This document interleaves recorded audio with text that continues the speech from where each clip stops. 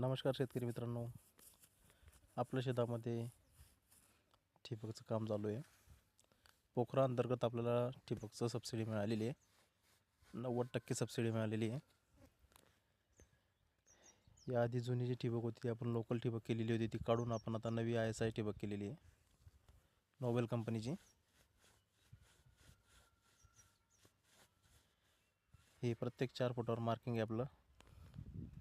लॅटरलसाठी 16 mm आपण छेद घेतो आहे. आपली लॅटरल 12 mm आहे, परंतु आपण छेद 16 mm घेतो आहे आणि 16 mm शेपूट लावून त्याला 12 mm 16 mm आपण जॉयनर लावणार आहे, जेणेकरून पाण्याचा फ्लो जास्त राहील आणि नळीच्या शेवटपर्यंत पाणी पोहोचेल.